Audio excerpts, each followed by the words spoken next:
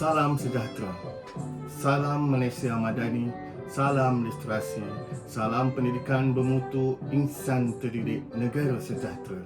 Salam IPGM, peneraju kecemerlangan pendidikan, guru bertaraf dunia. Assalamualaikum warahmatullahi taala wabarakatuh. Saya Basni, Ketua Jabatan Pengajian Melayu. Pertama sekali, saya ingin merakamkan jutaan terima kasih kepada pihak pentadbir yang diketuai oleh Tuan Pengarah, Kampus dan Timbalan. Terima kasih, dan saya juga ingin merakamkan tahniah kepada pelajar-pelajar, siswa, pendidik yang telah berjaya menamatkan kursus, iaitu kursus kesusasteraan kanak-kanak dalam pendidikan bahasa Melayu.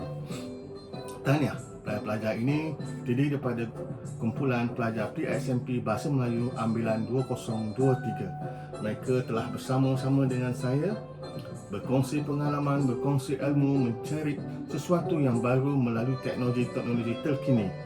Baiklah ya, pada peringkat awalnya pelajar-pelajar ini telah didedahkan dengan apa itu kesusasteraan dan bagaimanakah ianya dilihat dari segi sudut pendidikan bahasa Melayu yang dijadikan sebagai bahan bacaan yang sesuai dalam kalangan kanak-kanak. Oleh itu, kami telah menetapkan identiti cerpen ataupun identiti penulisan karya itu bersesuaian dengan kanak-kanak. Kanak-kanak yang akan membaca. Oleh itu, dalam penulisan ini perlulah adanya sedikit hiburan dan disusuri dengan pendidikan. Oleh itu, pelajar-pelajar telah didedahkan dengan perkembangan individu, iaitu melalui teori Erik Erikson peringkat kanak-kanak. Pada peringkat ini, kanak-kanak mempunyai identiti yang tersendiri. Oleh itu, buku-buku yang dihasilkan ini merupakan buku-buku hasil daripada kajian perkembangan individu di mana amat sesuai untuk kanak-kanak membaca pada peringkat usia 10 hingga 12 tahun yang disasarkan kepada kanak-kanak yang agak lemah membaca dalam program intervensi literasi, iaitu membaca ya.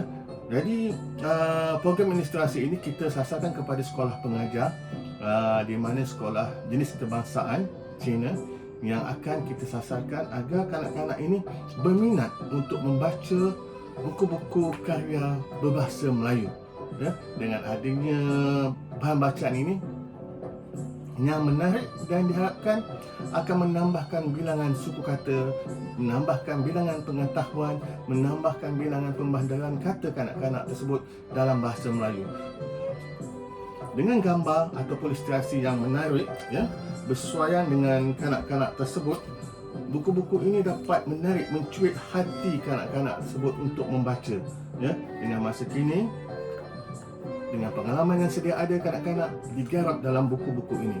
Jadi dengan berlatar belakangkan atau dengan latar sosial budaya Malaysia ya, buku ini dihasilkan berbudaya Malaysia, beridentitikan Malaysia.